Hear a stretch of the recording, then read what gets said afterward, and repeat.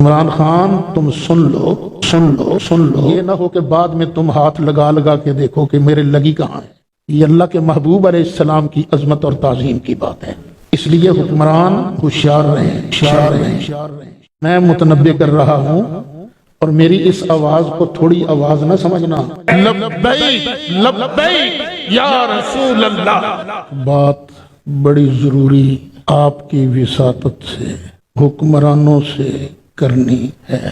آپ کو یاد ہوگا کہ شاید نومبر کی 16 تاریخ تھی، تحریک لبیک نے پھر ایک دھرنا دیا تھا اور وہ دھرنا بنتا بھی تھا۔ فرانس کے صدر نے سرکاری طور پر بیان دیا تھا، اس کے الفاظ تو یاد نہیں، مفہوم یاد ہے، کہ نبی کریم علیہ السلام کی ذات کی گستاخی کرنا یہ بندے کا بنیادی حق ہے۔ تو ظاہر ہے ہم مسلمان جو ہیں اپنے سگے باپ کو گالی برداشت نہیں کر سکتے، تو نبی کریم علیہ السلام کو گالی کیسے برداشت کر سکتے ہیں؟ لیکن فرانس کے صدر کی ڈٹائی دیکھیے، وہ اڑ گیا۔ اب جو باپ کو گالی دیتا ہے ہم اس کے ساتھ بائیکاٹ کر دیتے ہیں، نہیں بھئی تیرا ملنا جلنا ختم۔ اگر کوئی فرانس کا انڈیویجول بندہ ہوتا، انفرادی ہوتا، شاید اتنا ری ایکشن نہ آتا۔ اب تو پریزیڈنٹ آف فرانس جو ہے اس کا بیان آیا تھا، تحریک لبیک کے ساتھیوں نے مطالبہ کیا کہ فرانس کے ساتھ تعلقات ختم کیے جائیں۔ جو ملک ہمارے نبی کا نہیں بنتا ہم بھی اس کے نہیں بنتے، خواہ ہمیں اس میں کتنا ہی نقصان کیوں نہ ہو۔ ہمیں نقصان سے ڈراتے ہو، اتنے اربوں کا نقصان ہو جائے گا، تو جو تم لوگ لوٹ کر کھا گئے ہو وہ نقصان کسی کھاتا شمار میں نہیں، اس لیے ہمیں اس بات سے مت ڈراؤ۔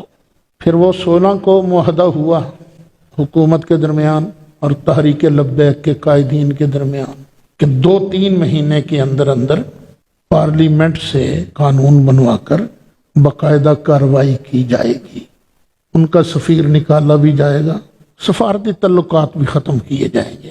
لیکن ابھی تک اس کے دور دور تک آثار نظر نہیں آ رہے۔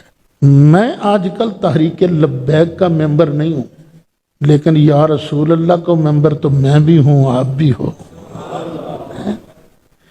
تو یہ کوئی تحریک لبیک کے مولانا خادم حسین رضوی رحمۃ اللہ علیہ کی عظمت کی بات نہیں ہے، یہ اللہ کے محبوب علیہ السلام کی عظمت اور تعظیم کی بات ہے۔ اس لیے حکمران ہوشیار رہیں، اپنا کیا ہوا وعدہ پورا کریں، کیونکہ ان کے نزدیک یہ ہے ریاست مدینہ، اور ریاست مدینہ میں تو وعدہ پورا کیا جاتا ہے۔ ایک مثال دے دیتا ہوں، بدر کی لڑائی ہونے والی تھی، مکہ مکرمہ سے 2 انسان، 2 مسلمان باپ بیٹا ہجرت کر کے مدینہ شریف آ رہے تھے۔ ابو جہل نے پکڑ لیا اور کہا کہ لڑائی شروع ہونے والی ہے، تم تو جا کے ہم سے لڑو گے، ہم تو تمہیں نہیں چھوڑ سکتے۔ انہوں نے کہا نہیں، ہم وعدہ کرتے ہیں ہم تم سے نہیں لڑیں گے، جائیں گے مدینہ شریف رہیں گے۔ ابو جہل نے چھوڑ دیا۔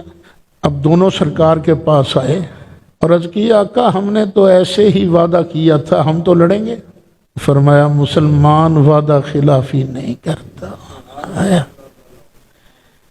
اور ادھر مسلمان کتنے؟ 313 پورے نہیں، اور ادھر 950 کے قریب کافر ہیں، 1/3 سے بھی ریشو جو ہے نا وہ کم ہے، لیکن وعدہ پورا کیا، ضرورت ہونے کے باوجود ان کو لڑنے کی اجازت نہیں دی گئی۔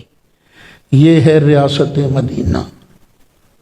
عمران خان تم سن لو، یہ نہ ہو کہ بعد میں تم ہاتھ لگا لگا کے دیکھو کہ میرے لگی کہاں ہے، یہ نہ ہو۔ یہ معاملہ کوئی چھوٹا نہیں، یہ معاملہ صرف تحریک لبیک کا نہیں، یہ اس کی عظمت اور عزت کا معاملہ ہے جن کا کلمہ پڑھ کر میں اور تم اس وقت مسجد کے اندر بیٹھے ہو۔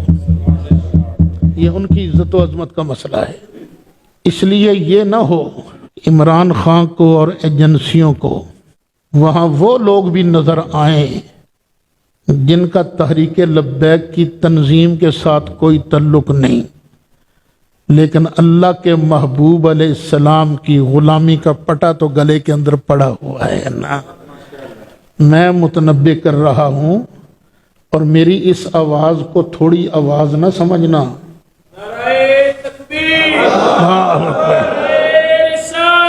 یا رسول اللہ کرے تیری مدد، نبی کرے تیری مدد، صحابہ کرے تیری مدد۔ لبیک لبیک یا رسول اللہ، لبیک لبیک یا رسول اللہ، لبیک لبیک یا رسول اللہ۔ یہ حکومت کو ذہن میں رکھنا چاہیے۔ اگر سنگین صورتحال ہوئی، ہم نے محسوس کیا کہ یہ حکمران تحریک لبیک والوں کو مارنا چاہتے ہیں، کیونکہ حالات بدلتے پتہ نہیں چلتا نا۔ اگر تو محسوس کیا نہیں سختی وقتی نہیں ہوگی، پھر میں بات نہیں کرتا۔ اگر محسوس کیا کہ جان دینے کی باری آ گئی ہے تو بیٹو سعید اسد نے مرنا تو ویسے بھی ہے نا، کون سا یہاں رہ جانا ہے۔ چلا اگر سے مجھ سے نہیں جاتا، گھٹنوں کا آپریٹ ہوا ہے، لیکن سرکار کے نام پر موت آ جائے تو اور کیا چاہنا ہے۔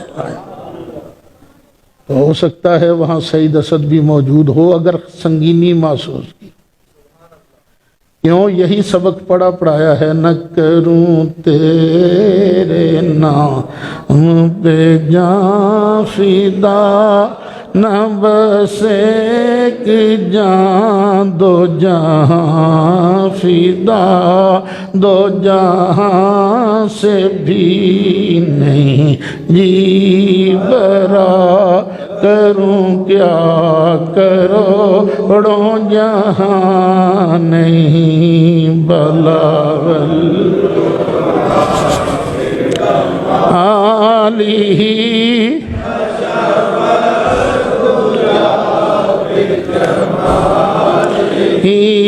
حسنت جمیع خصالہ۔